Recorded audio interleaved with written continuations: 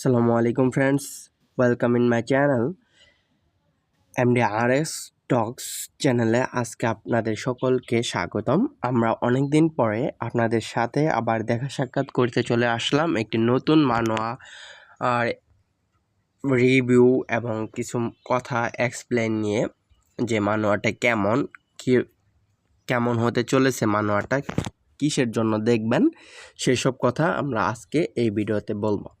প্রথমে মানোয়াটার নামটা বলি। মানোয়াটার নাম হচ্ছে হেভেনলি ডিমন, মানে হেভেন ডিস্ট্রয়ার মানোয়াটার নেম। এটি পাবেন মানোয়া পেক একটা চ্যানেলে। এটির 65টা পার্ট এখন পর্যন্ত আপলোড হয়েছে এবং এটির পার্ট আপলোড হয় প্রতিদিন আসরের পরে, মানে আমাদের আসরের আজান দেয় আপনার 4:15 এখন, আর আসরের নামাজের মানে 5:30টার দিক দিয়ে এটির আপলোড শুরু হয়ে যায়। প্রতিদিন 3টা করে পার্ট আপলোড হয়, 8 মিনিটের একটা করে পার্ট। তাদের চ্যানেল অনেকগুলোই আছে, তার ভয়েসটাও অনেক সুন্দর। আর এখন বলি হেভেনলি ডিস্ট্রয়ারের মূল ভাবটা, মানে মানোয়াটার কি আছে, আপনারা কি পাবেন।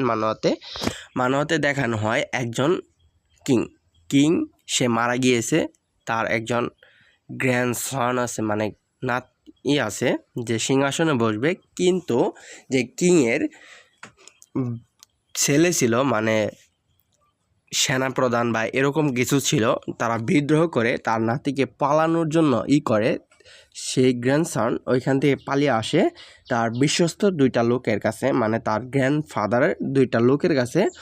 ওইখানে আসার পরে তার যে এম্পায়ার টোকেন ছিল, মানে রাজার যে টোকেনটা ছিল, ওইটা দেখানোর পরে তারা চিনে এবং তাকে সে বলে, এখন আপনি কি করতে চান, আপনার এম্পায়ার কি ফিরে যেতে চান বা কি করতে চান? তখন সে বলে, আমি একটি স্বাভাবিক জীবনযাপন করতে চাই, সেজন্য আমার এমন শক্তি দরকার যাতে কেউ আমাকে আর আটকাতে না পারে। সেজন্য তারা মন্ত্র পড়ে, মানে যজ্ঞতে তার শরীরে 2টা আত্মা দেয়। একটা হলো হেভেনলি ডিমনের, আরেকটা হলো মগ, যে ছিল 100 বছর কি 700 বছর আগের একজন ভালো, মানে টপ লেভেলের যে মং ছিল, তার আত্মা তার দেহে দেয়। এর থেকে শুরু হয়ে যায় নায়কের জার্নি।